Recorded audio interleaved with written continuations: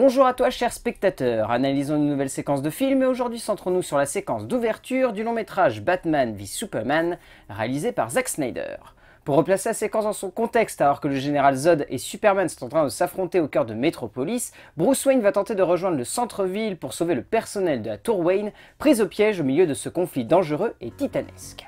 Cette séquence, nous allons la regarder sous l'angle d'attaque Divin versus Humain, l'iconisation d'une rage. Lors de sa sortie en salle, le film divisa beaucoup de monde, autant du côté des spectateurs que du côté de la critique. Mais pour autant, tout le monde était tout de même d'accord sur une chose au centre du film, l'aspect religieux et politique. Deux aspects qui sont au centre de cette ouverture de long métrage, une ouverture faite pour faire le lien entre Man of Steel et la mythologie qui se mettra en place au cœur de ce film, une mythologie reposant avant tout sur un regard, celui d'un homme sur un dieu, celui d'un terrien sur un extraterrestre, celui d'un sauveur sur un destructeur. La manière avec laquelle cette séquence s'inscrit dans le film va dans l'idée de montrer un personnage perdu au milieu d'un chaos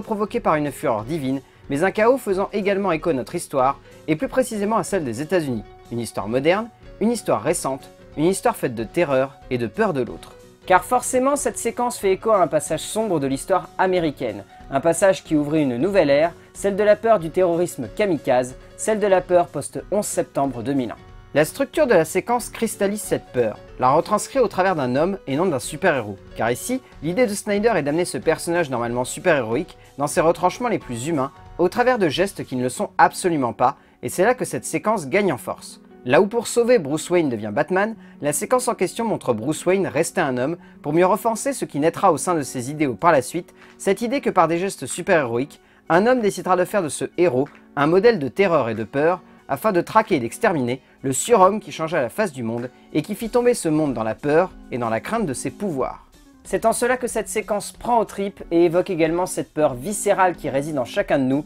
la peur du pouvoir que l'inconnu peut avoir sur notre monde et sur ceux qui nous entourent. Snyder imprime cela sur cette séquence en peignant un chaos complet, entourant et provoquant ce personnage central, cet homme qui refuse de fuir contrairement à tout le monde, mais qui cherche à rejoindre le centre de cette horreur, comme pour non pas l'affronter, mais la confronter, lui faire face, et en soutirer l'essence salvatrice. Cette essence qui lui permettra de se créer un idéal de justice, une mission qu'il estimera divine, celle de faire tomber un faux dieu, celle de combattre un surhomme qui voudrait croire qu'il est simplement un homme, celle de remettre la balance de la justice du côté de l'humanité, là où un extraterrestre estime pouvoir contrôler cette dite balance entre le bien et le mal. Dans la pâture de ce chaos, Snyder chercha à rappeler de manière brutale et frontale le 11 septembre, ce qui dérangea beaucoup de monde à la sortie du film, comme pour évoquer cet événement au sein d'un monde de fiction. Sa mise en scène ne cache d'ailleurs jamais ce rappel, allant jusqu'à reprendre la base d'un cadre amateur, rappelant les premières images violentes de ce qui reste aujourd'hui l'un des événements fondateurs de la pensée américaine du début du XXIe siècle, un événement qui sera la base également fondatrice du regard que porte Bruce Wayne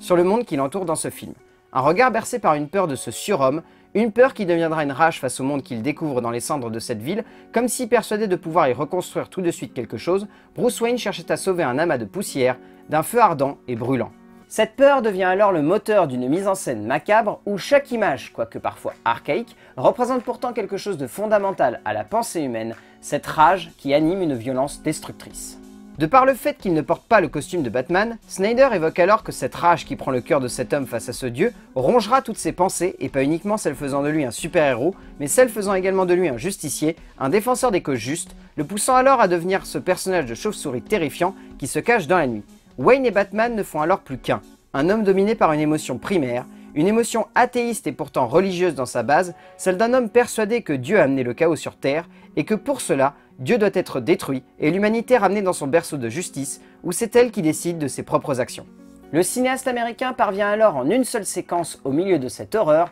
à ramener tout ce qui fait la force d'un cinéma ancré dans notre époque ainsi qu'à donner une noblesse graphique et sensorielle à une œuvre dramatique. Wayne traverse les cendres des affres de Superman par besoin de trouver une réponse à cette question: qu'est-ce que cette créature a fait à notre planète et que cherche-t-elle à faire de notre monde? Wayne traverse ses cendres pour comprendre quel sera son but dans la vie à partir d'aujourd'hui. Wayne laisse Batman de côté pour accepter de mêler hommes et super-héros, entrepreneurs et défenseurs, pour faire de cette cape et de ce masque un symbole de justice personnelle et non plus de justice pour les autres. Snyder fait d'un super-héros l'incarnation de la peur de l'autre, de la peur qui rongea l'Amérique au lendemain du terrorisme et qui poussa les Américains à privilégier la haine à la réflexion. Snyder fait d'un super-héros du passé un homme moderne. Vous l'aurez compris donc, cette séquence c'est avant tout l'illustration d'un homme face à l'inconnu, d'un héros face au super, d'une rage humaine face au pouvoir divin. Comme d'habitude, je vous invite à re-regarder cette séquence pour vous faire votre propre avis et pourquoi pas votre propre analyse. On se retrouvera très vite pour analyser une nouvelle séquence de film, et d'ici là, regardez un petit peu plus loin que ce que l'on essaye simplement de vous montrer au cinéma.